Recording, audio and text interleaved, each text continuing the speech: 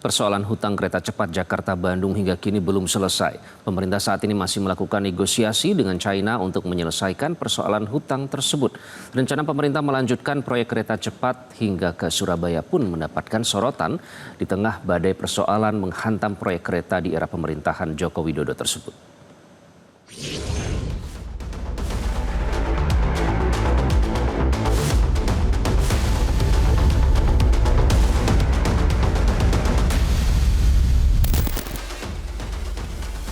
Belum selesai dengan persoalan utang kereta cepat Jakarta-Bandung atau WUS. Pemerintah berencana melakukan proyek perpanjangan kereta cepat WUS dari Jakarta-Bandung hingga Surabaya. Dewan Pakar Ekonomi Nasional Luhut Binsar Panjaitan menyebut pemerintah telah menyelesaikan kajian awal pengembangan proyek tersebut. Sudah bikin preliminary study mengenai WUS ini sampai ke mana, ke Surabaya. Karena studi juga, saya selalu basisnya studi.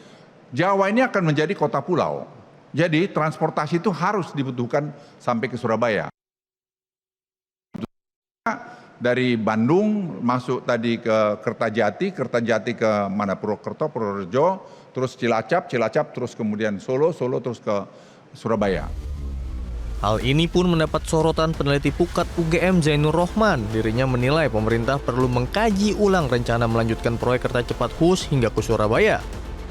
Mengusulkan misalnya ini harus dilanjutkan ke Surabaya. Sekali lagi, jangan usul sebelum proyek yang KCIC ini diaudit terlebih dahulu. Kalau sudah diaudit dinyatakan bahwa oh ini secara audit forensik semuanya sudah benar, keputusannya sudah benar, evaluasi manfaat ekonominya juga sudah benar, cost benefit analisisnya sudah sangat menguntungkan, regulasinya juga sangat lengkap. Ini adalah yang terbaik, silakan untuk lanjut. Tetapi kan kenyataannya tidak seperti itu. Yang feasibility studies-nya itu melenceng jauh dari yang sekarang terjadi gitu ya. Kerugiannya sangat besar. Itu Mbak Eva. China menyatakan siap membantu memastikan operasional kereta cepat Jakarta-Bandung tetap berjalan lancar seiring dengan langkah pemerintah Indonesia membuka pembicaraan untuk merestrukturisasi pinjaman proyek tersebut. Muncul sejumlah opsi restrukturisasi utang kereta WUS. Salah satu opsi ialah memperpanjang jangka waktu pelunasan utang hingga 60 tahun. Menanggapi hal ini, pengamat ekonomi Antoni Budiawan mengatakan pemerintah tidak cukup hanya bernegosiasi kepada China terkait upaya restrukturisasi.